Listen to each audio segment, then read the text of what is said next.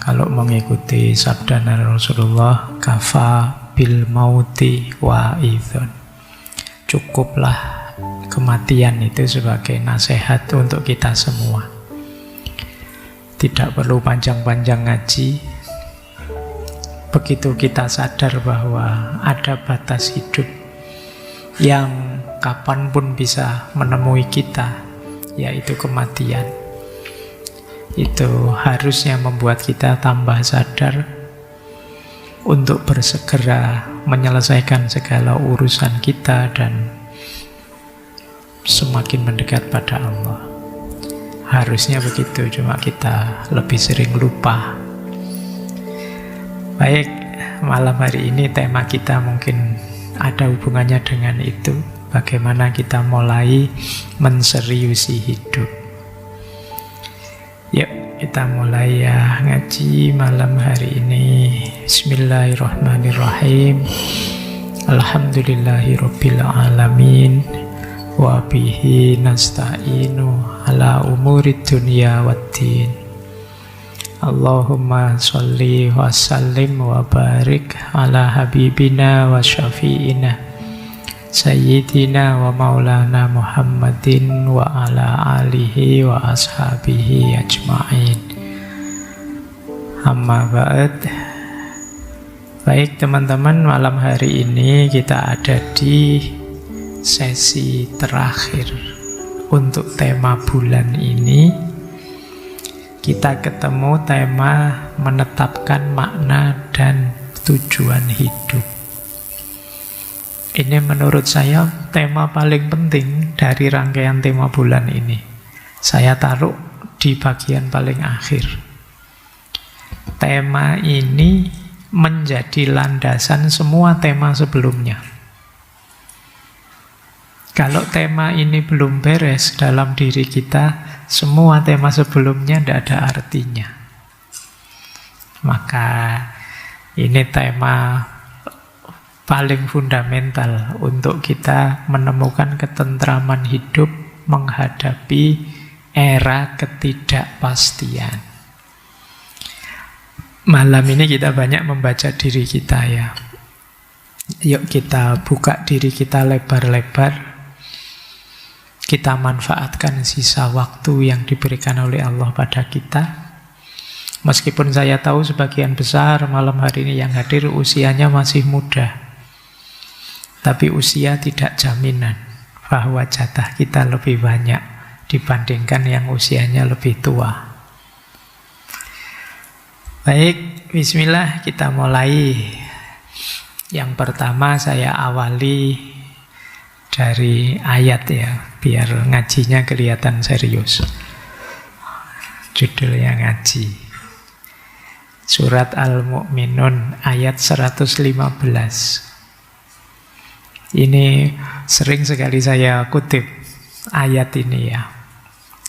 Yang bunyinya afahasibtum annama khalaqnakum abasa wa annakum ilaina la turja'un. Maka apakah engkau mengira bahwa kami menciptakan kamu, menciptakan kalian semua itu abasa. Abasa itu main-main saja, iseng saja, tidak ada tujuannya. Dan bahwa kalian tidak akan dikembalikan pada kami. Ini Allah menyindir kita. Kenapa sih kok banyak orang tidak serius gitu menjalani hidupnya, tidak sungguh-sungguh.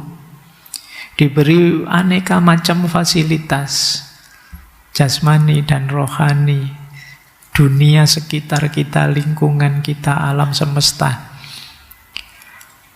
Diberi fasilitas sebagus itu, selengkap itu, kok kita main-main saja? Kok kita tidak serius menjalaninya? Disindirlah oleh Allah, afahasibtum annama khalaqnakum abasa. Apa engkau anggap aku menciptakanmu itu iseng saja, sia-sia saja? Tidak. Ini untuk teman-teman ya yang Gen Z itu kan banyak yang Hari ini banyak yang sentimental, merasa apa arti hidupku, apa makna kehadiranku. Itu terus Allah jawabannya ini, apa engkau kira aku menciptakanmu itu iseng saja, main-main saja? Enggak. Kita semua ini makhluk yang bernilai. Kita semua penting. Maka ayo menjalani hidup ini dengan serius.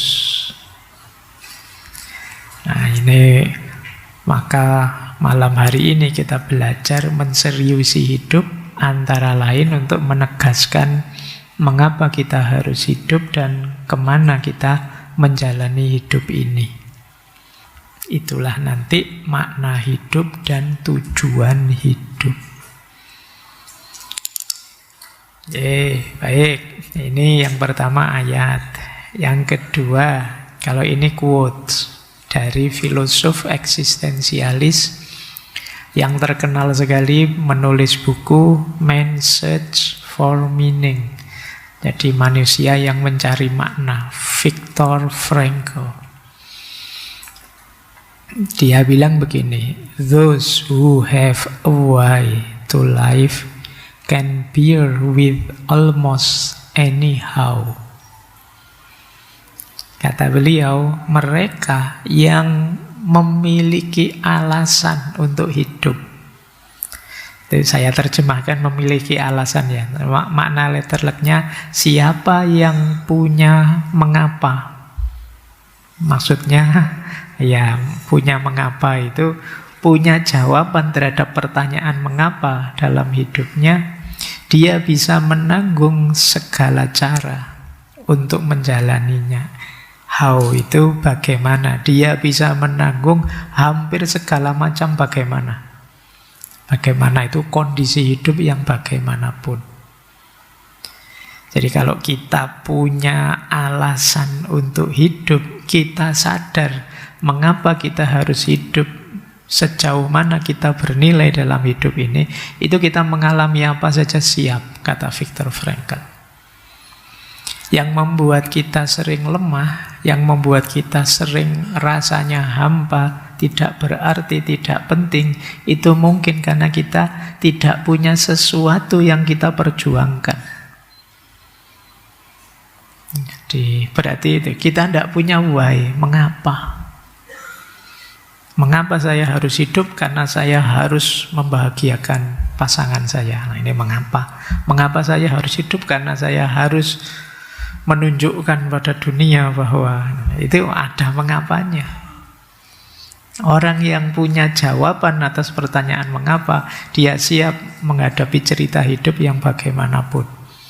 Asal nyampe ke mengapa tadi. Nah, mengapa itu pertanyaan yang paling menggelisahkan dibandingkan pertanyaan yang lain. Orang kalau ditanya mengapa terus-terusan itu bisa puyeng. Mengapa kamu ngaji filsafat malam hari ini? Ya karena ngaji itu penting, Pak. Mengapa ngaji itu penting? Karena ngaji itu membuat saya bisa berpikir jernih, Pak. Loh, mengapa kok berpikir jernih itu penting menurutmu? Ya karena hidup ini perlu berpikir, Pak. Mengapa hidup perlu berpikir? Oh, itu kayak tambah stres kamu itu. Tapi ketika kamu bisa jawab, menunjukkan kamu sungguh-sungguh, tidak asal-asalan. Kalau kalian belajar logika, kalian bisa menjawab mengapa, itu berarti kalian bisa berargumen. Jadi punya dasar ketika punya gagasan tertentu atau melakukan sesuatu. Kalau kalian bisa, mengapa kok bisa melakukan ini? Oh karena ini loh Pak. Nah, itu berarti kalian punya argumen namanya. Kalau kalian ingin membuat argumen, ya pertanyaannya mengapa. Ini yang sedang menulis tugas akhir. Baik. Terus saya ambilkan sedikit juga dari yang Paul Sartre. Man is nothing else but what he makes of himself. Manusia itu tidak lain adalah apa yang dia ciptakan, apa yang dia lakukan oleh dirinya sendiri. Sartre itu seorang eksistensialis. Sederhananya, eksistensialis itu punya pandangan bahwa hakikat diri kita sebagai manusia itu tergantung bagaimana kita menjalani hidup ini, bagaimana kita eksis. Lawannya eksistensialisme itu esensialisme. Kalau esensialisme punya pandangan manusia itu ada hakikat terdalam dirinya. Jadi seperti apapun kita gitu masih ada sisi hakiki yang nanti harus kita cari ke dalam. Tapi kalau orang eksistensialis tidak. Jadi kalau ada yang tanya, manusia itu aslinya baik atau buruk ya? Kalau orang eksistensialis tidak ada aslinya. Kalau dia melakukan yang buruk-buruk berarti dia orang buruk. Kalau dia melakukan yang baik-baik berarti dia orang baik. Kalau esensialis, dia bisa bilang begini, oh manusia itu aslinya baik. Nanti kalau dia melakukan keburukan berarti dia nyeleweng. Nah, atau manusia itu aslinya jelek, seperti di Thomas Hobbes dulu ya. Kalau dia tidak dikendalikan, dunia ini mesti hancur. Karena itu dibikin aturan, undang-undang, dan lain sebagainya. Ini namanya esensialisme. Tapi kalau kata orang-orang eksistensialis, enggak. Jadi kalian enggak bisa alasan misalnya, kamu kok semester ini jarang masuk, kok jadi males kamu? Itu jawaban, aslinya saya itu rajin, Pak. Oh, enggak ada aslinya. Jadi pokoknya kamu sering bolos ya berarti kamu sekarang pembolos sudah. Jadi seperti apa engkau ya tergantung bagaimana engkau menjalani hidupmu. Saya itu aslinya sabar loh Pak, cuma belakangan aja sering ngamuk ya berarti tidak ada aslinya ya sekarang ngamukan gitu aja. Kapan itu kan saya ada diskusi, bangsa Indonesia itu aslinya ramah. Nah, ada asli itu menunjukkan sebenarnya diam-diam mau bilang sekarang orang Indonesia itu tidak ramah, tidak tahu aslinya kemana. Pokoknya kenyataannya sekarang tidak ramah. Jadi nah ini kalimatnya Sartre. Berarti apa? Loh, hidup ini mau kita bawa kemana? Kita maknai sebagai apa? Itu tergantung kita kok. Jadi kita yang menguasainya. Jangan salahkan siapa-siapa kalau hidup kita begini begitu. Karena kitalah yang menjalankannya, yang menjalaninya. Kita mendapat efek buruk ya karena kelakuan kita di awal. Kita mendapatkan balasan kebaikan juga karena kelakuan kita di awal. فَمَنْ يَعْمَلْ مِثْقَالَ ذَرَّةٍ خَيْرًا يَرَهُ وَمَنْ يَعْمَلْ مِثْقَالَ ذَرَّةٍ شَرًّا يَرَهُ. Jadi kalau kita melakukan kebaikan sekecil apapun akan kita rasakan akibatnya.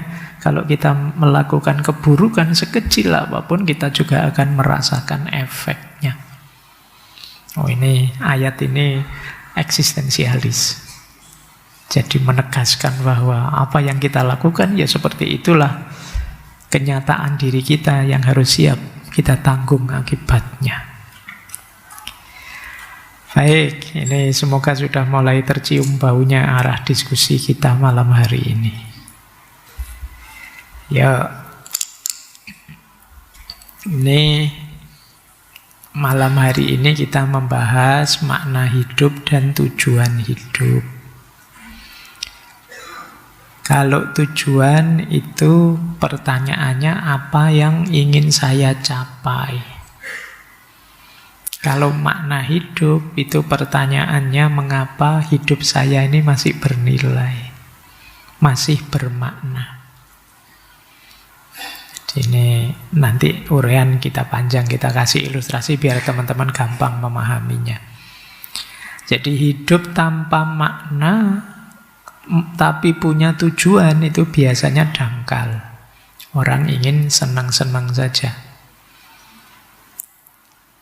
Tapi hidup tanpa tujuan punya makna saja itu biasanya yang ngomong besar tapi tidak ada konkretnya. Tidak ada tujuannya. Ini sederhananya itu, saya pakai ilustrasi saja biar teman-teman paham. Contoh ya, ada orang mengilustrasikan hidup ini seperti perjalanan. Nah, tujuan hidup itu alamat yang ingin kita capai. Saya ingin ke Solo, saya ingin ke Jakarta. Nah, Jakarta, Solo itu tujuan. Di sana saya akan diskusi dengan teman-teman dari kampus sana. Nah, ini alasan mengapa kok saya melakukan perjalanan itu. Jadi, diskusi itu makna hidupnya. Solo itu tujuannya. Tanpa tujuan, jadi wacana saja. Saya ingin diskusi ya dengan teman-teman di Jakarta, dengan teman-teman di Solo itu. Tapi saya tidak jalan-jalan ke sana. Jadi tidak tahu tujuannya. Nah, tanpa ada makna, tanpa ada diskusinya tadi, saya ingin ke Solo, saya ingin ke Jakarta, ngapain? Tidak tahu. Entah di sana mau apa, itu berarti kita tidak punya makna.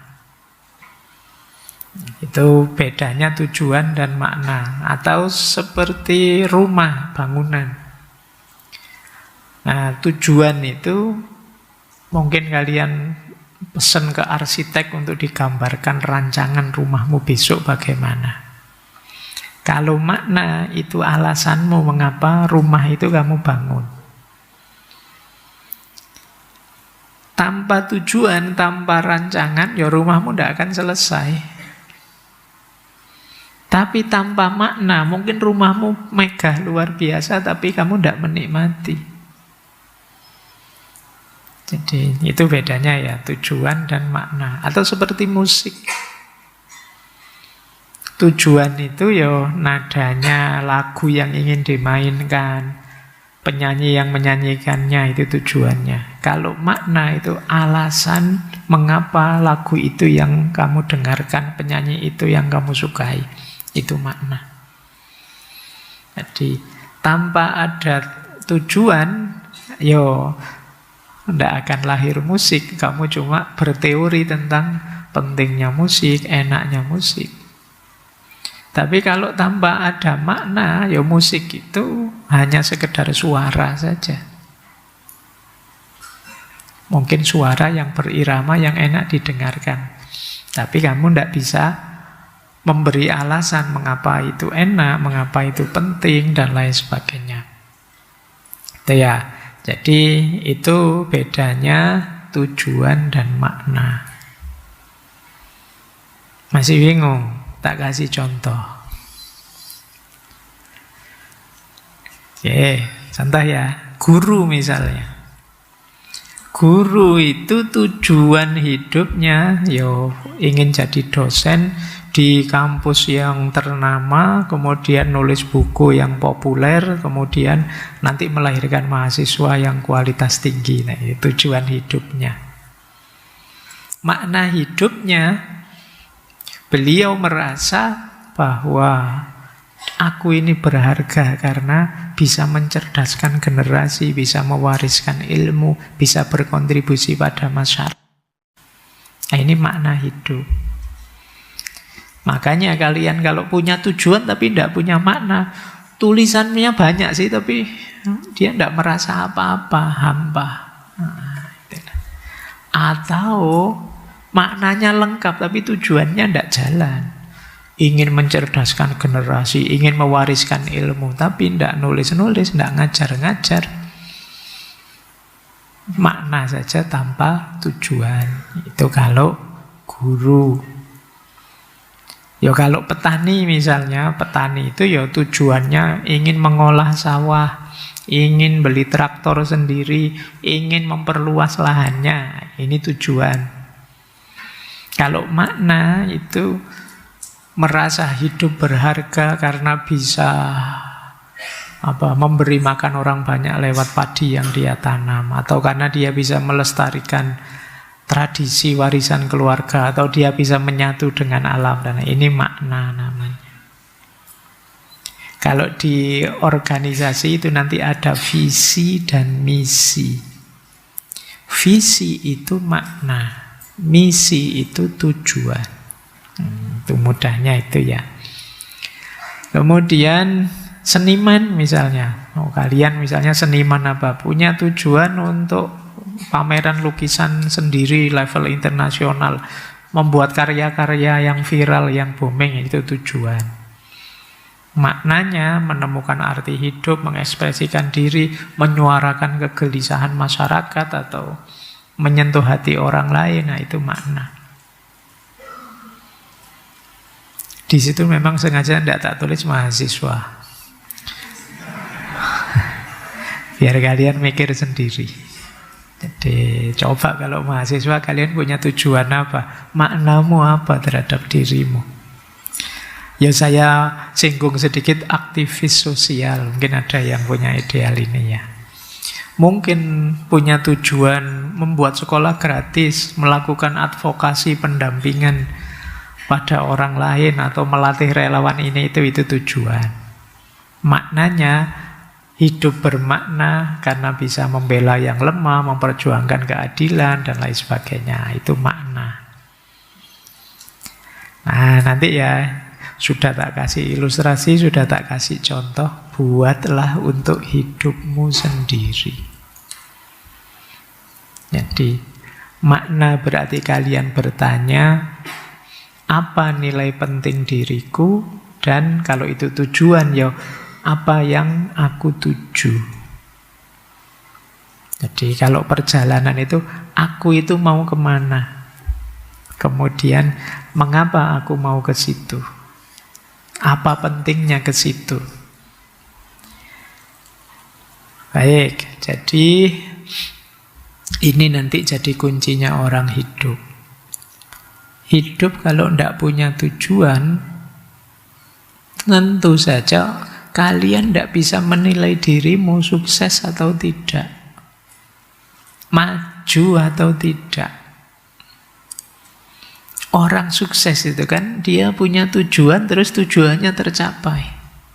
Lah kalau kalian tidak punya tujuan, mungkin kalian mencapai hal-hal tinggi, tapi kalau itu semula bukan tujuan, maka orang tidak menyebutnya sukses. Alhamdulillah Pak, saya lulus S2 misalnya. Terus, lah memang tujuanmu apa kok kuliah sampai S2 itu? Tidak tahu juga saya Pak. Apa pengen jadi dosen? Tidak juga rasanya, saya tidak bakat jadi dosen. Itu kalian ada capaian, tapi mungkin masih kebingungan kenapa kalian belum punya makna. Apa pentingnya kalian melakukan itu? Oke ya. Kapan itu saya tanya, ada mahasiswa tafsir, saya tanya, kalian kuliah di jurusan tafsir ini cita-citamu apa? Tidak tahu saya Pak, sebenarnya saya ingin dagang Pak. Iya, kuliah jurusan tafsir cita-citanya dagang ternyata. Saya khawatirnya nanti malah jualan ayat akhirnya. Jadi, oke ya. Loh, ini kelihatan simpel, tapi menenangkan. Kalian punya tujuan itu, orang kalau jelas tujuan itu kan lebih nyaman hidupmu, lebih tenang. Bahwa saya harus ke situ. Kalau belum punya, berarti kamu masih dalam kondisi bingung. Mau apa? Bayangkan, mau apanya belum jelas, kalian sudah melakukan sesuatu, sudah mencapai sesuatu, padahal itu mungkin tidak sama dengan keinginanmu nanti.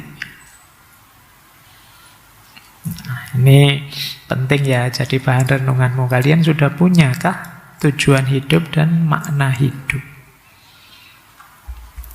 Coba ya kita lihat sebentar, apa pentingnya tujuan, apa pentingnya makna di era yang kita sebut ketidakpastian hari ini. Tujuan hidup tadi seperti target. Apa sih pentingnya hari ini? Catatan saya setidaknya 3.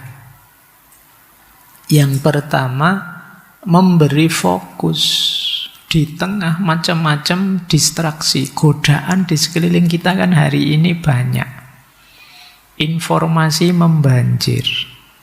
Kita kebingungan milih mana yang penting, mana yang tidak penting. Cara paling gampang apa? Kita punya tujuan.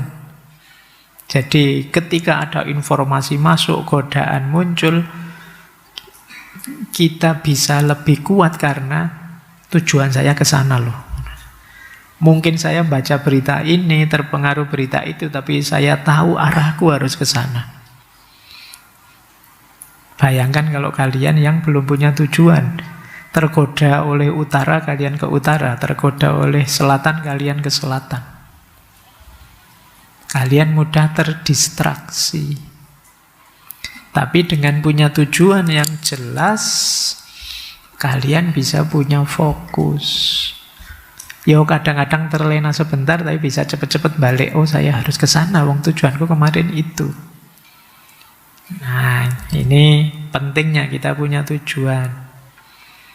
Yang kedua, punya tujuan itu mengurangi kecemasan akan masa depan. Karena apa? Ya paling tidak kalian sudah bisa membayangkan ke depan apa dan bagaimana dirimu. Meskipun juga tidak pasti, tapi kan kalian jelas targetnya, sehingga bisa siap-siap sejak sekarang. Tapi yang tidak punya tujuan, ya dia akan kebingungan. Siap-siap untuk apa? Gitu. Jadi kalian tambah cemas tentang masa depan. Kalau punya tujuan, kondisi mungkin berubah, tapi kan kita tinggal beradaptasi, menyesuaikan, tidak masalah. Lebih tenang. Kemudian punya tujuan itu membuat kita mudah beradaptasi. Jadi kalau punya tujuan kan saya ke sana, oh jalannya ditutup, ya sudah saya lewat melipir lewat kiri kan. Tapi kalau kalian tidak punya tujuan, ya bingung ini, jalannya ditutup. Itu wong saya juga belum punya jalan, belum punya tujuan, jalannya ditutup, saya juga tidak jelas. Ini nutup jalan saya apa bukan? Intinya, eranya era ketidakpastian, kalau kalian sendiri juga tidak pasti, tidak punya tujuan, tidak punya makna hidup, selesai sudah.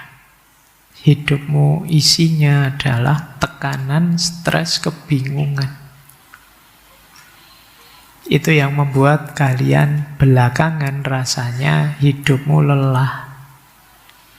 Kalian tidak punya tujuan. Oke, kita lanjutkan. Kalau makna, Pak, apa pentingnya? Orang punya makna itu bisa membuat dia lebih kuat. Jadi kalau kita punya makna hidup yang jelas, kita sadar nilai diri kita. Punya tujuan, tapi kok gagal, tidak masalah, ayo diulang lagi. Karena kita punya makna diri yang jelas.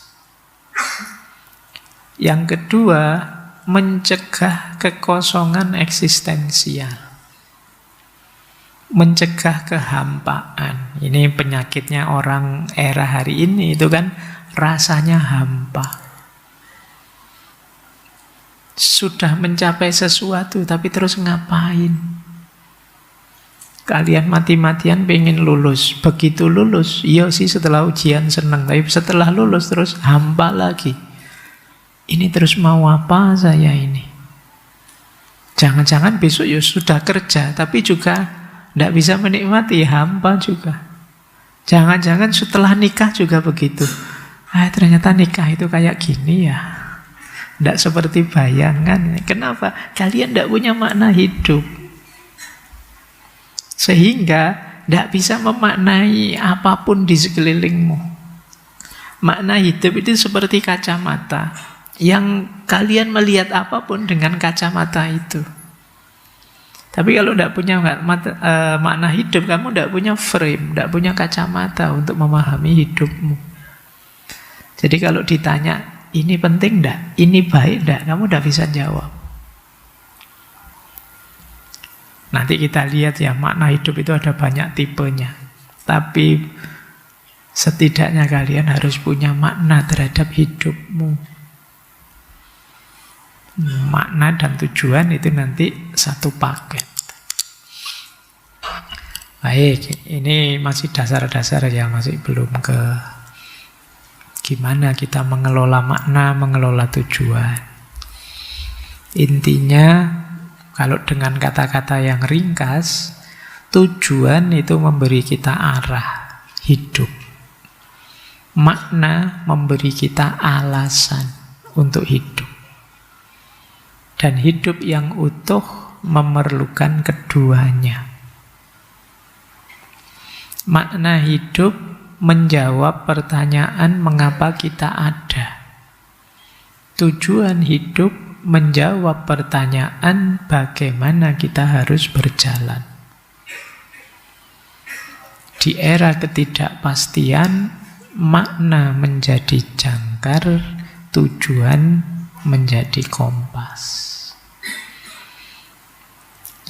Semoga bisa ditangkap ya, tak jelasin satu-satu. Tujuan itu menegaskan kita mau kemana, memberi kita arah. Makna itu pertanyaan, mengapa kok kita mau ke sana, itu makna. Tanpa tujuan kita tidak jelas mau kemananya. Tanpa makna kita tidak jelas kenapa kita mau ke situ. Dua-duanya penting dalam hidup kita. Pak, saya mau kuliah, Pak. Mengapa kamu mau kuliah? Biar jadi orang pinter kemudian berguna bagi masyarakat. Nah, ini kamu punya makna diri. Saya ingin jadi pribadi yang pinter dan berguna untuk masyarakat.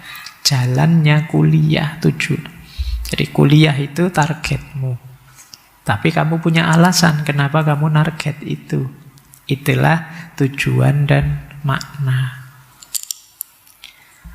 Nah, makna menjawab mengapa kita ada, tujuan menjawab bagaimana kita berjalan. Makna jadi pengendali, tujuan jadi kompasnya, pengarah. Semoga sudah dipahami ya sekarang bedanya dua aspek ini antara makna hidup dan tujuan hidup. Yuk kita pelan-pelan sekarang mulai masuk bagaimana cara kita membangunnya. Sebenarnya pertanyaan apa sih makna hidupmu kalian yang tahu ya. Ini malam hari ini kita mengarahkan dengan pertanyaan-pertanyaan saja. Coba ya sekarang menemukan makna, membangun makna. Coba kalian coba setelah ini nanti tanyakan dirimu ya. Ini saya tidak tahu berapa, 10 apa berapa pertanyaan itu. Harus bisa jawab. Kalau tidak bisa jawab, latihan. Entah kalian upayakan gimana biar bisa jawab. Kalau kalian bisa jawab, nanti bisa kalian rumuskan. Berarti ini makna hidupku. Hal penting dalam hidupku melalui pertanyaan-pertanyaan ini. Coba ya, kalian tanya yang pertama. Apa sih hal terbaik yang saya syukuri hari ini dalam hidupku? Pasti ada. Kalau tidak ada, kamu sedang mengabaikan nikmatnya Allah yang banyak atas dirimu. Pasti ada. Minimal kamu masih bisa bernafas, itu anugerah yang luar biasa. Kamu masih sehat, itu anugerah yang luar biasa. Tapi kan masuk minimal. Coba cari hal terbaik dalam hidupmu yang menurutmu saya harus bersyukur sekali punya ini. Mulai tanya dirinya ya, oh ya aku kok tidak nemu-nemu. Terserah, Pak, saya itu tidak pinter, Pak, tapi saya itu kata teman-teman murah senyum, Pak. Nah, berarti ini yang perlu saya syukuri ini. Saya dianggap ramah berarti. Oke ya, coba kamu cari apa dalam hidupmu. Mungkin lama-lama kamu pernah dengar orang muji kamu apa gitu. Meskipun mungkin pujiannya basa-basi, tidak apa-apa lah.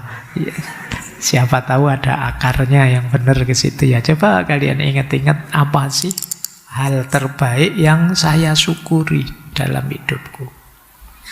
Oke, itu pertanyaan pertama.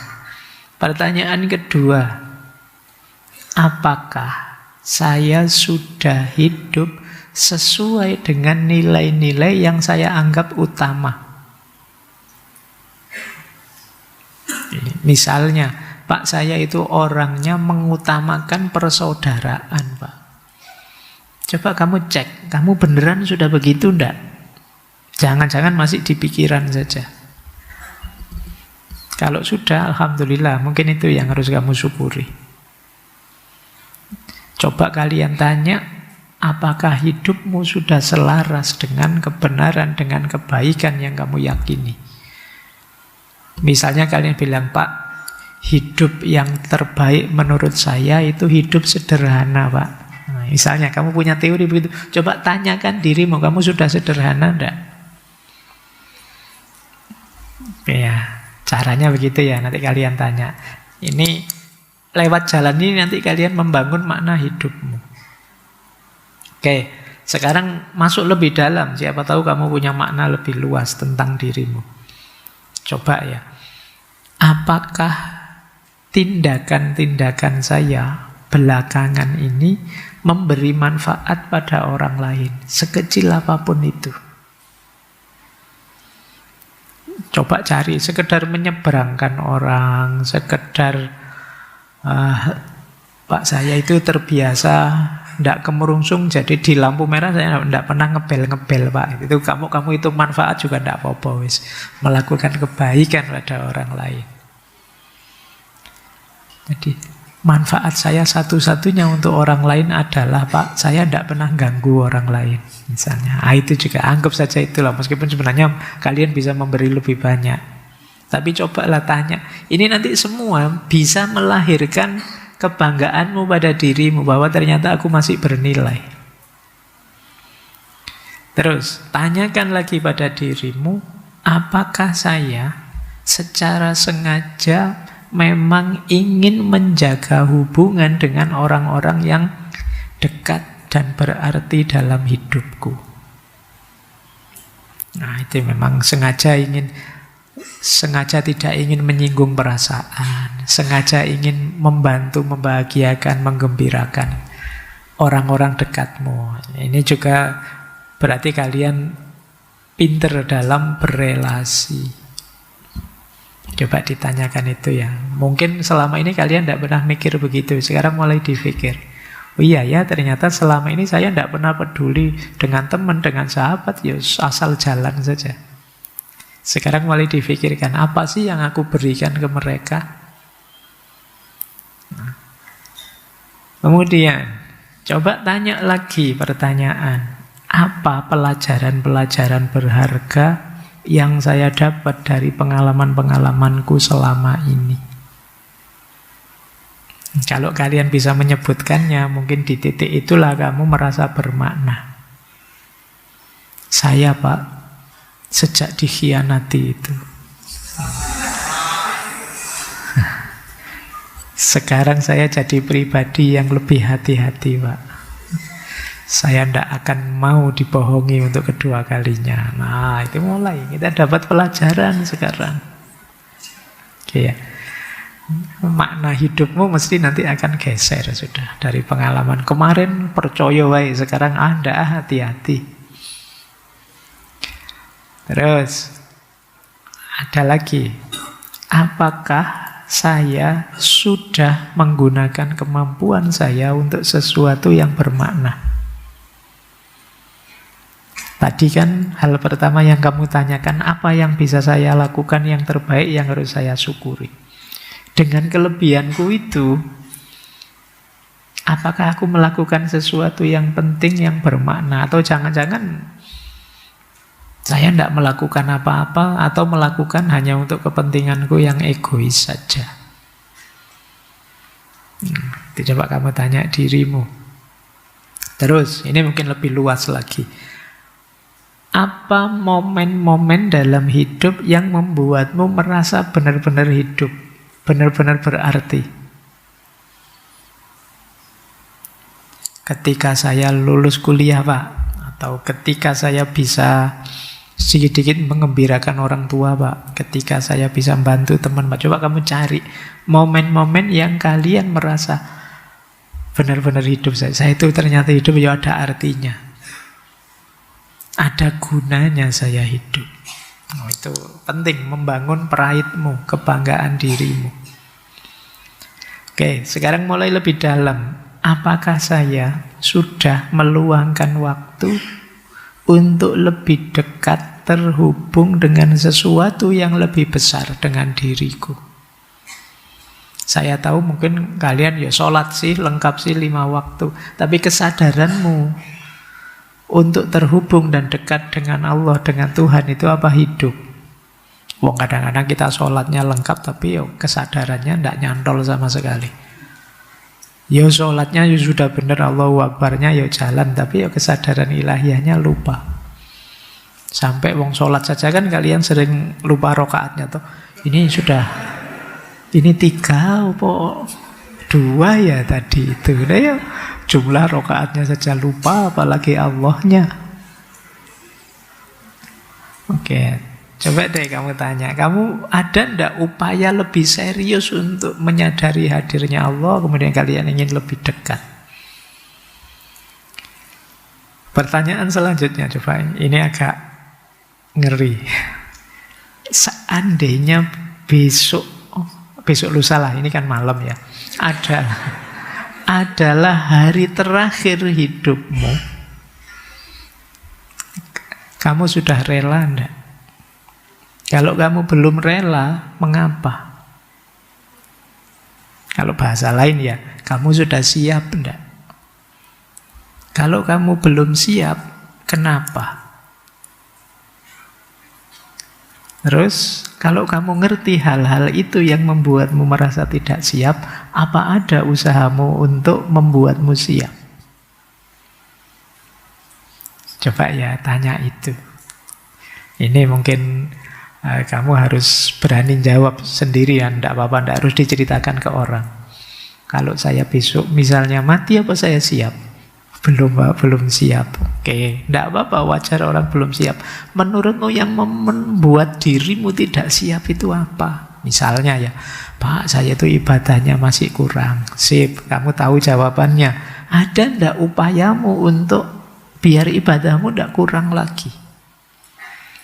Pak, saya masih banyak dosa sama orang lain. Nah, oke, kamu sadar itu. Sudah tidak kamu upayakan untuk menebus dosa-dosa, mau minta maaf, kemudian menobatinya dan lain sebagainya?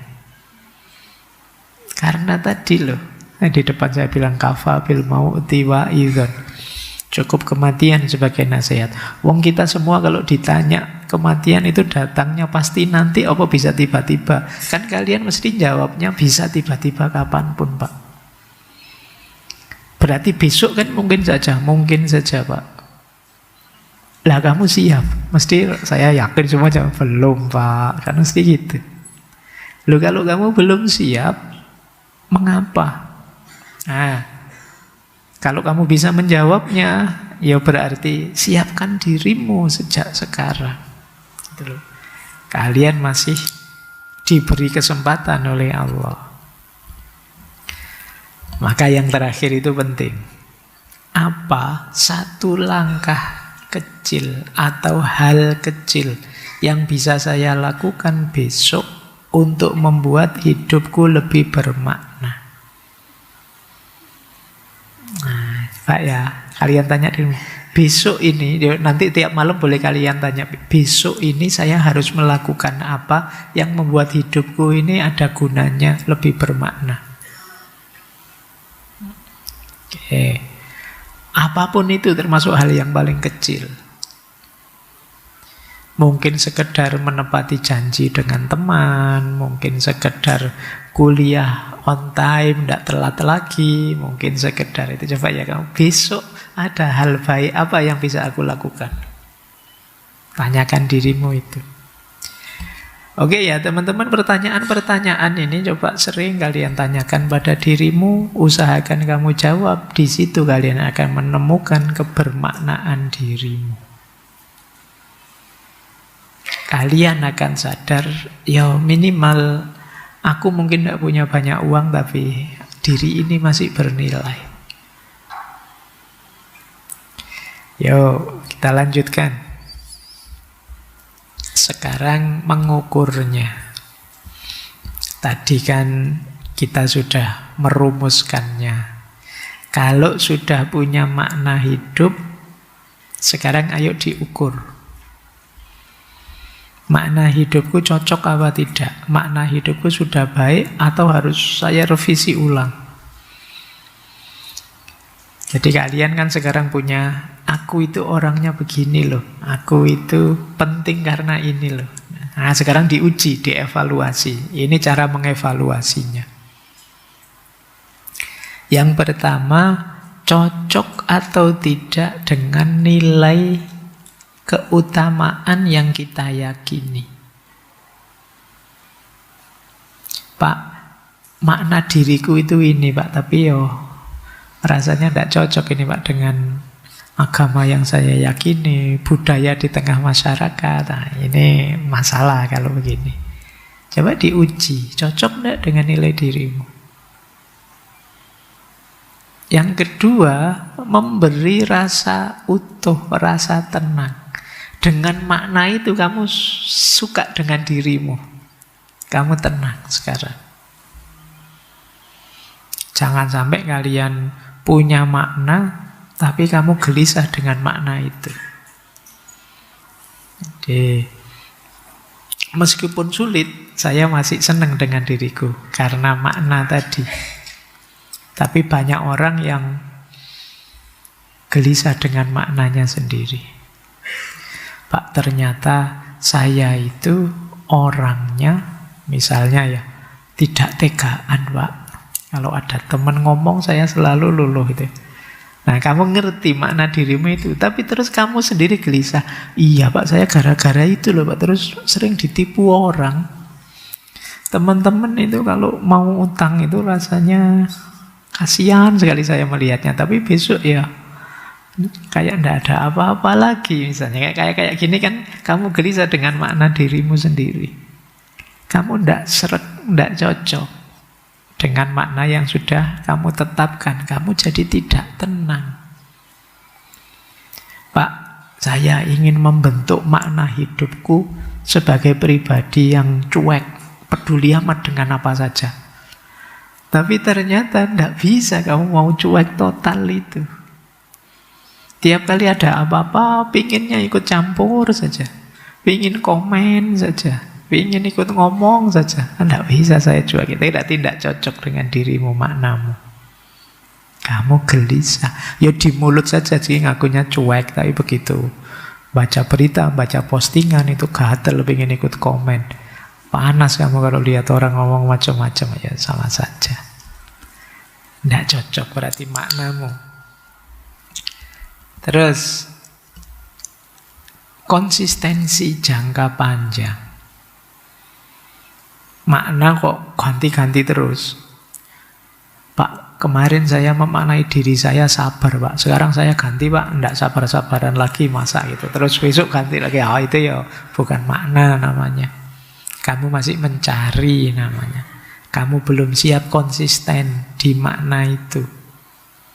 Mungkin masih sekedar keinginan-keinginan sesaat. Bukan hakikat kondisi dirimu. Terus, gimana lagi ngukur makna?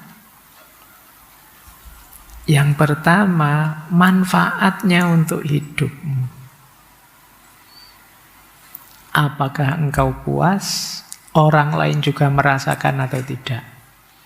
Kalau engkau sendiri tidak puas, orang lain juga tidak dapat apa-apa dari maknamu, kemungkinan maknamu perlu direvisi lagi. Dan terakhir spiritualitas. Kalau spiritualitas dengan makna itu, kamu lebih dekat dengan Allah atau enggak? Kamu tambah religius, spiritual apa enggak? Nah, itu spiritual, mengukurnya itu. Kalau dirangkum, kalau saya rangkum dengan pertanyaan ini saja. Ini yang bahasa saya self-check. Menguji diri. Tanyakan pada dirimu, apakah makna hidupku membuatku lebih kuat menghadapi kesulitan? Resiliensimu meningkat. Nah, kalau begitu berarti cocok sudah maknamu. Tapi kalau tidak, Pak, sejak saya memaknai diri saya seperti itu, saya tambah pusing, Pak, tambah bingung tiap hari, tambah lemah. Berarti mungkin perlu dievaluasi maknamu. Kemudian yang kedua, apakah makna hidup membuatmu semakin bertumbuh, meningkat?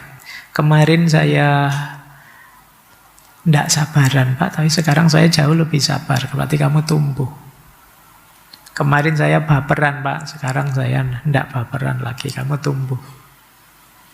Yang ketiga, orang lain banyak yang dapat manfaat atau tidak. Dan yang keempat, imanmu, keyakinanmu tambah mantap atau tidak. Jadi paling tidak kalian uji dengan 4 hal ya. Dengan makna diri seperti ini, aku tambah kuat atau tidak? Aku tambah baik dari sebelumnya atau tidak? Orang lain dapat manfaatnya atau tidak? Keimananku tambah mantap atau tidak? Nah, jawabannya apa? Kalau jawabannya positif semua, berarti makna hidupmu sudah pas. Tapi kalau masih banyak yang negatif, mungkin perlu kamu evaluasi lagi. Cuma ya tentu saja, sebelum ngecek kan kamu harus punya duluan yang dicek apa. Kalau masih belum punya makna, ya ceknya tidak ada gunanya. Makanya tadi saya bilang, tetapkan makna dirimu. Dengan cara tadi ya, di awal. Baik, tentang makna sudah. Sekarang kita masuk ke tujuan. Kalau tujuan lebih konkret. Kalau makna lebih filosofis. Sekarang kita masuk ke tujuan. Gimana caranya menetapkan tujuan? Ayo kita mulai mikir target hidup kita. Ini yang kadang kalian maknai sebagai cita-cita.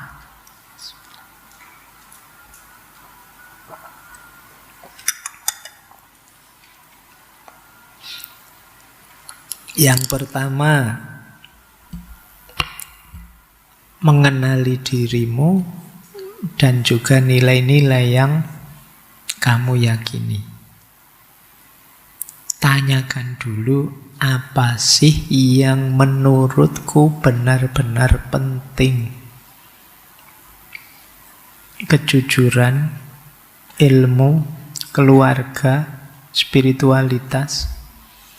Coba kamu tanya dirimu ya, apa yang paling penting dalam hidupmu? Kalau kalian sudah bisa menyebutkannya, berarti lakukan apa saja sesuai dengan hal yang kamu anggap paling penting tadi. Kalau kalian masih belum bisa jawab ini, ya berarti kalian nanti sulit menetapkan tujuan. Tujuan itu kan kalian arahkan ke hal yang menurutmu paling penting. Kalau sudah ketemu jawabannya apa, yang kedua boleh, kalau ini populer sih di ilmu manajemen, gunakan prinsip SMART. Tetapkan tujuan yang SMART. SMART itu S-nya spesifik, M-nya measurable, A-nya achievable, R-nya relevan, dan T-nya time bound. Spesifik itu jelas, tidak kabur. Awas tercampur dengan makna. Kalau makna mungkin kalian bisa, Pak, saya ingin jadi orang yang berguna bagi nusa, bangsa, agama, ya gitu kayak zaman kamu SD kalau ditanya cita-cita susah jawab, yang ingin jadi orang yang berguna bagi nusa, bangsa, agama, dan orang tua misalnya. Nah, iya. Tapi ini kan masih kabur. Tetapkan tujuan yang spesifik. Pak, saya ingin 5 tahun lagi sudah lulus S3. Meskipun sekarang S1 baru.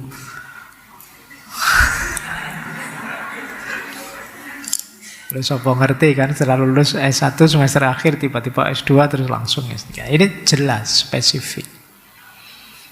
Jadi jangan kabur. Kabur, tujuan kok kabur, itu sulit diminta pertanggungjawabannya. Kapan kamu ngelamar aku? Ya nunggu kalau Allah memberi hidayah ya. Nah, ini tidak spesifik, susah.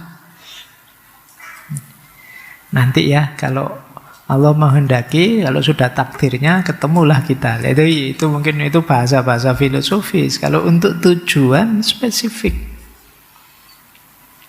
aku ingin tahun depan kita sudah menikah. Nah, itu spesifik. Yang ada calonnya ya. Jadi bukan yang kabur. Kan banyak itu yang tujuannya sih jelas tapi masih kabur. Kaburnya itu, Pak, insya Allah tahun ini saya tekadi nikah, Pak. Lah calonnya ada? Belum, Pak. Itu ya doae. Berarti ya targetmu loncat, itu targetnya. Tahun ini saya dapat calon, Pak. Nah, itu mending. Jadi calonnya belum ada, kok targetnya nikah. Nah, spesifik itu namanya. Yang kedua, measurable, bisa diukur. Jadi, bukan yang tidak ada kuantifikasinya, tidak ada kuantitasnya, itu sulit mengukurnya. Kayak tadi loh, saya dapat pasangan misalnya, itu kan mengukurnya jelas. Oh kalau nggak dapat ya berarti dia gagal, tujuannya tidak tercapai. Lulus S3 itu kan mengukurnya gampang. Yang ketiga realistis, achievable, bisa dijangkau. Kayak tadi, wong kuliah S1 ndak lulus-lulus sampai semester 13 kok 5 tahun lagi pengen lulus S3, itu kemungkinan kurang realistis. Targetlah yang lebih realistis, yang lebih masuk akal. Iya, gantungkan cita-cita setinggi langit, tapi yuk yang realistis saja. Kalau tidak realistis, kamu ngundang bencana. Kenapa? Ya nanti susah dipenuhi, terus kamu jatuhnya stres, depresi. Targetmu ketinggian, keduren. Tapi kan kalau Allah menghendaki, iya Allah bisa saja menghendaki. Tapi kan kita ini hidup dengan rumus sunnatullah. Sesuai hukum alam saja, yang realistis saja. Ya kalau Allah menghendaki mungkin bulan depan kamu bisa jadi presiden. Tidak tahu ada bencana apa di Indonesia ini, terus yang hidup tinggal kamu. Jadi presiden, itu kalau Allah menghendaki. Cuma kan pedoman kita merancang hidup ini kan sunnatullah, yang realistis, sesuai pola hidup alamiah kita. Baik. Terus itu kan kayak orang menikah satu saja belum sudah heboh tentang poligami. Ya si jiwa sih. Jadi tidak realistis pembahasannya. Lanjut. Terus relevan, nyambung dengan hidupmu sekarang. Jadi relevan itu ya konteks hidupmu apa, cita-citamu seputar itu. Kalau kuliahnya tadi di jurusan tafsir, terus kamu ingin jadi mufasir atau penulis kitab tafsir atau dosen tafsir, relevan. Kuliah jurusan filsafat ingin jadi dokter, tidak relevan. Tidak cocok yang kamu lakukan dengan tujuanmu. Ya, jadi yang wajar-wajar saja, itu makanya istilahnya smart, yang cerdas lah. Terus time bound, ada tenggat waktunya. Kenapa diberi tenggat waktu lebih bagus? Ya biar jelas pencapaiannya. Misalnya, saya ingin menulis buku 2 tahun ke depan selesai. Itu lebih jelas daripada kamu cuma umum. Saya pokoknya pengen jadi penulis, Pak. Ini susah ngukurnya. Sampai besok-besok ya pengen jadi penulis terus. Tidak jelas targetnya. Kalau ada target jelas, kalian kan jelas mencapainya. Wah, ini kurang 2 bulan lagi, Pak. Ini saya kemarin janjinya 2 tahun, sekarang kurang 2 bulan lagi. Kamu bisa ngitung. Tapi kalau waktunya tidak jelas, ya sampai kapanpun ya kalian bisa ngambang. Terus bedakan tujuan jangka pendek, jangka menengah, jangka panjang. Ini memudahkan. Jangka pendek mingguan, jangka menengah mungkin tahunan, jangka panjang puluhan tahun boleh. Misalnya, Pak, untuk jangka pendek saya punya target membaca buku 1 buku per bulan. Minimal 1 bulan saya menamatkan 1 buku, ini jangka pendek. Jangka menengah tahunan. 3 tahun lagi saya harus lulus kuliah, Pak. Ini tahunan. Atau jangka panjang 10 tahun. 10 tahun lagi saya harus mapan sudah, Pak. Punya rumah, punya keluarga, dan karirnya sudah stabil. Nah, ini namanya jangkanya jelas. Tujuannya jelas, biar tidak kecampur-campur. Jangan kebalik-balik. Ditanya, cita-citamu di masa depan apa? Yo, saya pengen baca buku saja, Pak, 1 bulan 1 kali. Yo, 1 bulan 1 kali, tidak bisa cita-cita ke depan. Cita-cita ke depan, ya pada akhirnya saya ingin jadi apa? Lurah, ingin jadi dosen, ingin jadi ketua RT, apa-apa. Tujuan jangka panjang, bukan yang harian, mingguan, bulanan. Kemudian refleksi diri secara rutin. Tujuan itu bisa saja situasi berubah. Yang semula realistis jadi tidak realistis. Saya pengen, Pak, lulus itu kuliah ini 4 tahun harus sudah lulus. Kok yang dilalah diberi sakit oleh Allah lama. Tidak jadi. Ini namanya evaluasi. Ya jangan ngotot, kalau memang ada perubahan ya kita ubah sesuai dengan situasi. Jadi biar tidak putus asa. Karena dari realistis jadi tidak realistis itu kan berat. Kalau kita kaku menyikapi situasi ya hasilnya malah kita susah sendiri. Terus tautkan dengan makna hidup. Jadi kita sudah punya makna, tujuannya yang nyambung dengan makna. Misalnya,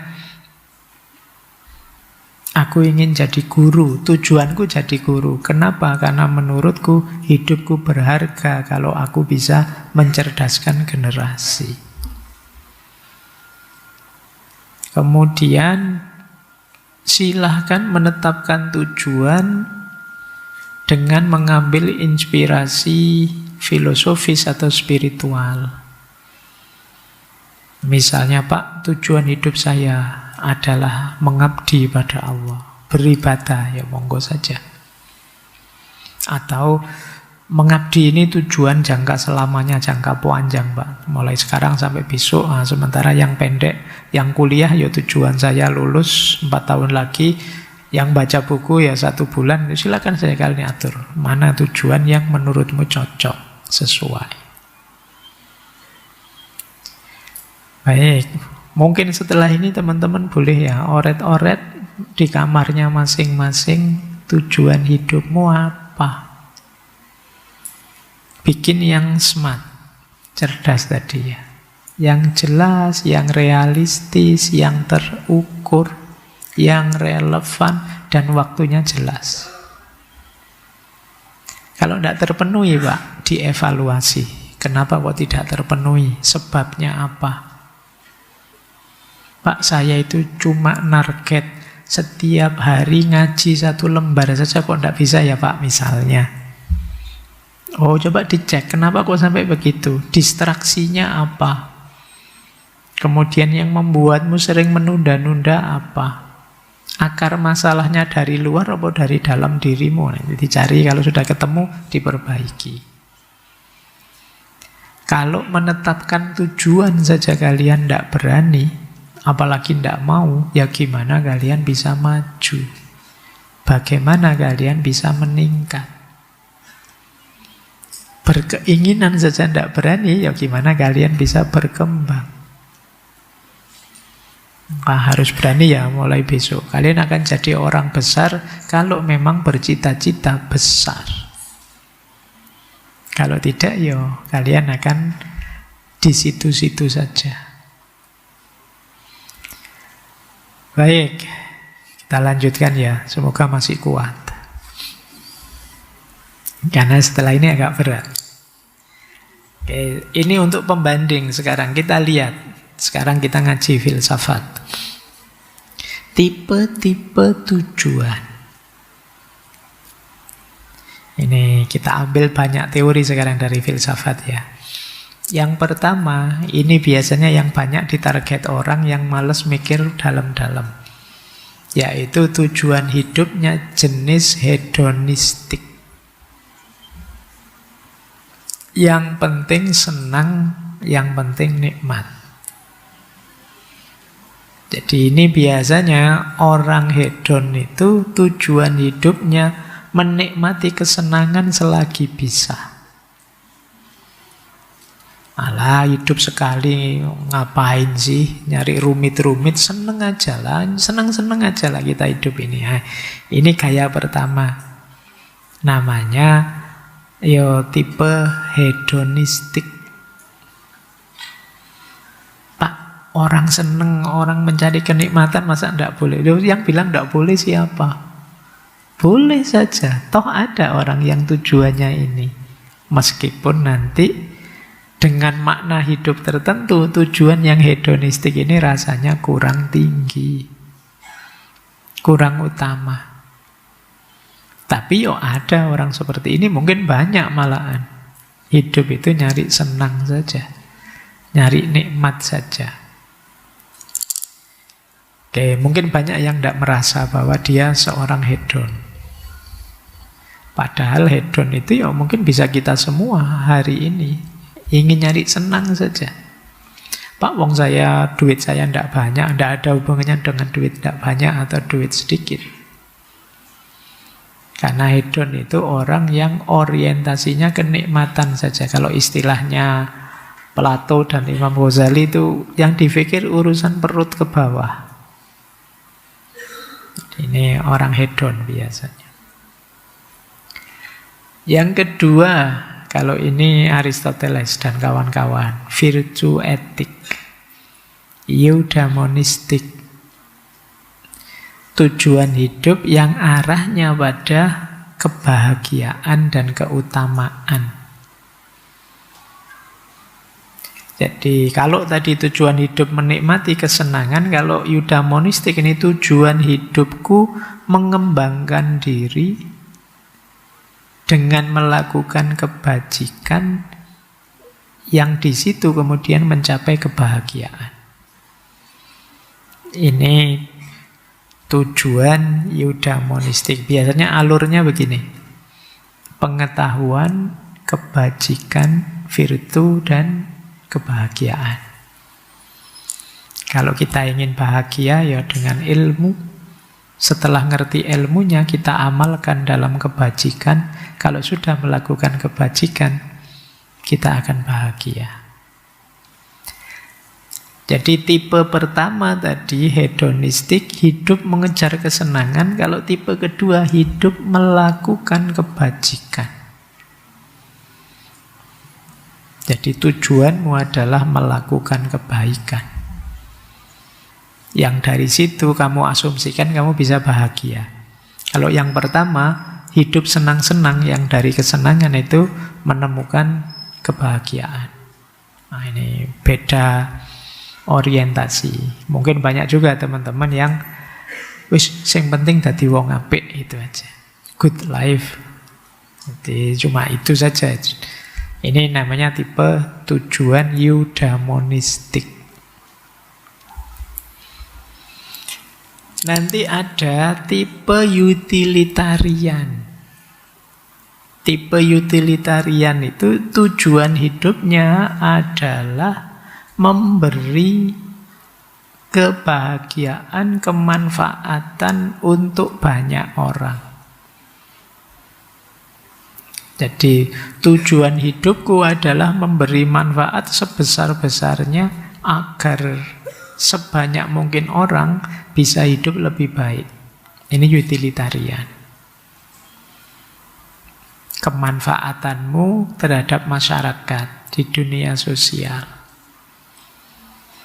Nanti ada lagi tipe transendental. Tipe transendental itu ya tujuan hidup kita adalah menuju Tuhan, bahagia di akhirat, masuk surga. Ini tipe religius, transendental. Imam Ghazali, Ibnu Arabi, Augustinus, dan lain sebagainya yang religius, tujuannya agama. Mungkin banyak di antara kita yang tipe tujuannya religius. Akhirat, surga, Tuhan, itu. Ini tipe ini. Ada lagi altruisme. Kalau altruisme itu mengorbankan diri untuk orang lain. Ini altruis. Jadi kan banyak orang yang membahagiakan orang lain meskipun aku sendiri harus berkorban. Biasanya dianalogikan dengan lilin. Dia menerangi sekitarnya meskipun pada akhirnya dia akan habis. Ini tipe altruis. Pak, tujuan hidup saya itu, Pak, hanya satu, Pak, membahagiakan orang tua. Itu saja, Pak. Meskipun saya harus sengsara ini, sengsara itu, susah ini, susah, tidak masalah. Saya sengsara juga tidak masalah, asal orang tua saya bahagia. Ini namanya tipe altruis. Mungkin ada yang malah bukan orang tua, sahabat. Yang penting saya bisa membantu sahabatku. Nah, tipe altruis. Aku tidak makan, tidak apa-apa, asal sahabatku makan. Karena ada orang tipe yang sangat setia kawan seperti itu. Ini namanya tipe altruis. Nanti ada orang yang cita-cita tujuan hidupnya adalah pengembangan diri, humanistik. Gimana aku mengaktualkan potensiku, aktualisasi diri. Tujuan hidupku adalah menjadi manusia yang utuh, bermartabat, teraktualkan segala potensi. Nah, ini namanya tipe humanistik. Terus tak lanjutkan ya. Ini semua tema sudah pernah kita bahas. Ada lagi tipe stoik. Kalau tipe stoik, tujuan hidupku adalah hidup yang selaras dengan alam, menerima apapun ketetapan Tuhan, dan mengabaikan apa yang di luar kemampuan. Jadi menerima apapun ketetapan atas kita, sibuk yang dalam kendali, dan membiarkan apa yang di luar kendali. Ya sudah, di luar kendali saya tidak kuasa atas itu, saya kuasanya ini. Dan hidup secara alami, ini gaya stoik. Kemudian ada lagi, kalau ini kebalikannya. Yang awal tadi semua bertujuan. Kalau ini terakhir nihilistik. Tujuan-tujuan itu tidak ada. Tujuan hidupku apa? Tidak ada. Tidak pakai tujuan. Hidup ini absurd. Tidak pakai tujuan-tujuanan. Nah, ini kelompok nihilis. Nietzsche, Albert Camus, dan lain sebagainya. Ada banyak ya tipe-tipe tujuan hidup. Ini nanti jadi referensi saja buat teman-teman. Ingin ada di titik mana? Ingin sampai di tujuan hidup yang mana? Nihilistik kah? Stoik kah? Humanistik kah? Altruis kah? Religius, utilitarian, eudaimonistik, atau hedonistik? Atau tidak semuanya? Saya tambah bingung, Pak. Ya. Ini pembanding saja ya dari ranah filsafat. Teman-teman boleh tidak semuanya bikin sendiri tujuan hidup mau apa, silahkan. Bahkan ada pertanyaan begini. Apa mungkin Pak tujuan hidup itu lebih dari satu? Punya tujuan banyak. Saya itu ya pingin senang-senang Pak, sekaligus bahagia, sekaligus religius, sekaligus bisa berkontribusi pada orang lain. Apa bisa Pak? Jawabannya bisa saja, kenapa tidak? Asal tidak konflik.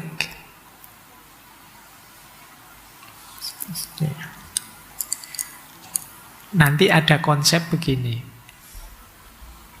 Tujuan hidup itu bisa berjenjang. Dulu waktu kita belajar di Martin Seligman itu, ada orang yang tujuan hidupnya ingin senang-senang saja, pleasure life. Kemudian ada yang tujuan hidupnya good life, hidup benar, hidup baik.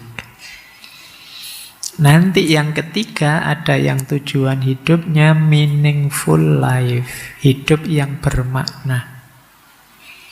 Kayak bahasa Jawanya ya, urip seneng, urip apik, apa urip migunani. Dadi wong sing seneng, dadi wong sing apik, apa dadi wong kang migunani. Ini leveling, level. Tentu saja kalau kita hanya ingin senang-senang saja titik, dua yang lebih tinggi ini tidak mungkin kena. Tapi kalau kita ada di level yang lebih atas, bawahnya akan kena. Gambarannya begini. Kalau kita hidup baik, ya jujur, ya mungkin religius, ya mungkin amanah, ya mungkin itu. Kita akan merasakan kesenangan-kesenangan juga dalam hidup ini. Tapi kalau kita hanya senang-senang saja, atasnya tidak kena. Yang dipikir perut saja, atau mikir bawah perut saja, itu good life-nya mesti ketinggalan, kececeran. Tapi kalau kalian orientasinya good life, di antara jalan untuk good life itu ya kesenangan. Yang pas, yang cukup, yang sesuai aturan. Sesuai normanya. Ya kalau gambaran kasarnya ya, ingin kawin saja, itu kan pleasure life, senang-senang. Mbok jangan ingin kawin saja, mbok ingin menikah. Nah, kalau menikah itu good life. Loh, kalau kalian menikah kan dapat kawinnya. Tapi kalau kalian kawin saja tidak dapat menikahnya. Jadi kalau kalian ambil yang atas, bawahnya dapat. Tapi kalau ambil yang bawah, yang atas yang lebih utama tidak dapat. Apalagi yang tertinggi. Yang tertinggi itu meaningful life. Meaningful life itu hidup yang bermakna. Hidup bermakna itu berarti berkontribusi ke sesama. Tidak sekedar aku yang senang, aku yang baik, tapi juga berbagi kesenangan ke sesamamu, berbagi kebaikan ke sekelilingmu. Itulah meaningful life. Kalau kalian ada di meaningful life, urusan makna tadi, berarti kamu merasa dirimu sudah sangat penting. Alhamdulillah, saya meskipun tidak banyak uang, tapi hidupku bermanfaat sekali ke sesama sekelilingku. Ini namanya meaningful life. Nah, kalau sampai di meaningful life, pasti good life. Kenapa? Karena yang kita bagi ke sekeliling itu kan tentu saja hal-hal yang baik. Bukan hal-hal yang jelek-jelek. Kalau hal-hal yang jelek-jelek, ya sekitarmu tidak akan mau. Kalian berbagi kegembiraan, berbagi kebaikan, kan selalu begitu. Yang kalian bagikan itu yang kalian dapat sebelumnya. Jadi kalau kalian di meaningful, good-nya pasti sudah dapat. Tadi di good life, pleasure-nya juga sudah dapat. Kalau sekedar good life, meaningful-nya masih belum. Ingin jadi orang baik, tapi kan itu masih level dirimu sendiri. Masih belum berbagi kebaikan ke sekelilingmu. Tapi kalau kalian sudah berbagi kebaikan ke sekelilingmu, kan berarti pertama-tama kalian sudah harus baik duluan. Ini yang tadi saya sebut hierarki, rankingnya. Oleh karena itu Pak, apa harus satu gitu, hedon saja, kemudian utilitarian saja? Tidak, bisa saja kombinasi. Syaratnya apa kombinasi itu? Kalian tahu mana yang inti, mana yang pendukung, mana yang pelengkap.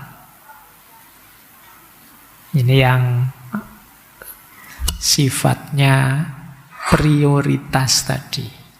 Di antara yang membuat kita bingung menetapkan tujuan adalah kita sering tidak punya prioritas. Jadi apa mungkin Pak tujuan lebih dari satu? Mungkin saja. Asal kalian sadar prioritas. Misalnya, kuliah saja atau organisasi, mungkin ada yang sambil kuliah berorganisasi, atau apalagi kesibukanmu, pacar misalnya ngono ya, anggap baik kuliah, pacar, organisasi. Ini mungkin mewakili pleasure, mewakili. Nah, tiga ini apa ndak boleh Pak ditarget tiga-tiganya? Apa ndak bisa? Bisa sih. Tapi kalau kalian tidak punya prioritas, tidak punya ranking, ini lebih penting, baru ini, setelah itu ya ini. Itu kalian mesti dalam hidupmu akan sering overthinking, sering dibingungkan oleh pilihan yang tabrakan. Kalau tidak tabrakan, tidak masalah. Pak, kuliah, organisasi, pacar, semua bisa jalan kok Pak. Kuliah itu hari Senin sampai Jumat Pak. Kalau urusan organisasi hari Sabtu ketemu teman-teman di kampus. Nah, untuk pacar malam Minggu sama Minggu. Jadi tidak tabrakan. Kalau bisa jalan semua, kenapa tidak? Tapi ada kalanya terus tabrakan. Alah kok ya sama dosennya jadwalnya dipindah misalnya. Loh, sekarang tabrakan. Kalau tabrakan gini kan terus kalian jadi overthinking. Akan lebih mudah kalau kalian punya prioritas. Kalau tabrakan, kuliah misalnya dengan organisasi, oh dari tiga itu Pak, kalau di prioritas, ya prioritas pertama kuliah, kedua organisasi, nanti pacar, ya ketiga saja sudah. Seandainya tabrakan, ya yang didulukan yang prioritas tinggi. Kuliah sama organisasi tabrakan, kemarin saya memprioritas kuliah, ya berarti kuliah, organisasinya nanti dulu. Itu enaknya kalian punya prioritas. Nggak habis energi banyak untuk mikir. Kita sering membuang energi banyak untuk apa saja dipikir sampai detail. Dan itu menghabiskan energi. Nah, atur saja begitu. Saya tidak tahu kalian dalam hidupmu urusanmu apa saja. Kuliah mungkin, keluarga mungkin, organisasi mungkin, sahabat mungkin. Ini bisa saling tabrakan kalau kalian tidak hati-hati. Bikinlah prioritas. ranking lah. Nah, nanti kalau tabrakan ya minta maaf ke temanmu, mohon maaf ya saya ndak bisa ikut nongkrong nih karena ada tugas kuliah.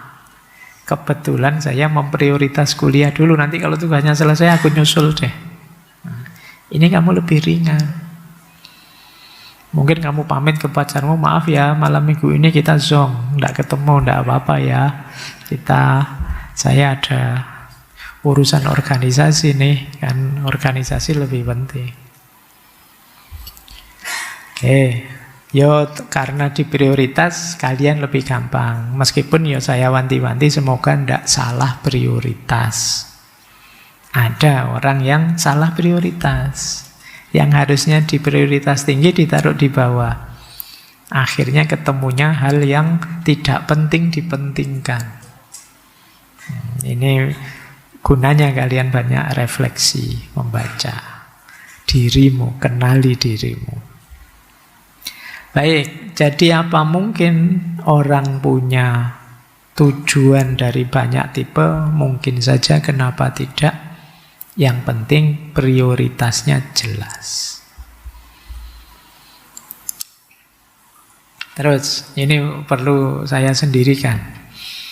Menjawab kelompok tadi loh, nihilisme. Apa ngapain diatur-atur? Tujuan lah, makna hidup dijalani saja. Wong hidup itu seabsurd itu. Kita narget-narget ya paling akhirnya ya melenceng. Kita bertujuan ya tidak sesuai harapan. Wong hidup ini seabsurd itu kan ya. Klaimnya kelompok nihilis. Ayo kita cek. Sekarang kita suruh menjawab aliran-aliran filsafat terhadap nihilisme. Yang pertama, jawabannya orang-orang eksistensialis. Kalau orang nihilis tadi bilang Allah, tidak usah dimaknai, tidak usah dituju. Wong hidup ini absurd. Orang eksistensialis akan jawab begini, iya hidup ini absurd. Tapi kan kita bebas menciptakan makna sesuai keinginan kita. Jadi makna itu tidak ditemukan tapi kita ciptakan. Hidup jadi bermakna ketika kita memilih arah, menciptakan target, dan bertanggung jawab atas target itu. Itu menegaskan bahwa kita ini orang bebas. Kita ini manusia yang menguasai sepenuhnya hidup kita. Ini jawabannya orang-orang eksistensialis. Jadi, iya, hidup itu serba tidak pasti. Tapi dengan kita menetapkan tujuan, kemudian memperjuangkannya, bertanggung jawab atas itu sebenarnya menegaskan betapa kita menguasai hidup kita. Disitulah kita eksis jadi diri kita sendiri. Bukan yang diombang-ambingkan oleh situasi kiri kanannya. Ini jawaban versi eksistensialis. Sebenarnya yang punya teori absurd itu kan Albert Camus. Camus sendiri bilang ya berontaklah, rebel. Tidak masalah. Di situ kita menegaskan diri. Hidup ini memang absurd, tapi mari kita ciptakan makna versi kita. Lanjut. Kalau ini jawabannya orang beragama. Katanya siapa, hidup itu tidak ada maknanya. Tuhan sudah memberikan makna. Kita dihadirkan ke muka bumi ini, tadi loh ayat yang awal, tidak iseng.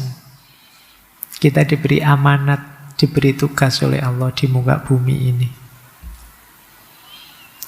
Mungkin dengan akal sulit kita mengejar makna yang paling ideal. Itulah kenapa agama menyediakan fasilitas menunjukkan makna hidup yang paling hakiki. Nah, ini khas jawaban religius. Nah, nanti ada lagi jawaban versi humanisme. Jawaban versi humanisme itu nanti berhubungan dengan kondisi realnya manusia. Yang itu dipenuhi oleh keinginan-keinginan dalam hidup. Manusia itu kan di antara pencirinya yang membedakan dia dengan makhluk yang lain itu dia punya akal, punya kehendak, punya keinginan-keinginan. Dengan berteori nihilisme, menafikan segala sesuatu, pada akhirnya bisa menjatuhkan orang jatuh pada kekosongan eksistensial. Menegaskan bahwa kita itu tidak akan menguasai hidup ini, kita bukan apa-apa, kita bukan siapa-siapa. Itu membuat kita drop. Maka penting kemudian kita punya makna dalam hidup ini. Ayo kita buat kalau kita tidak punya. Kita punya tujuan, ayo kita target kalau kita tidak punya. Di situ hidup kita jadi berarti. Ini seperti teorinya Abraham Maslow tadi ya. Di depan saya singgung sedikit itu. Butuh aktualisasi diri. Oke. Terakhir, ini jawaban simpel dari kelompok pragmatis. Kalau pragmatis itu tidak usah terlalu banyak teori, yang penting gunanya apa gitu saja. Itu pragmatis. Kata orang pragmatis, punya makna itu membuat hidup ini lebih semangat, lebih produktif. Bayangkan kalau kita melihat hidup ini kekosongan saja, itu ya kita jadi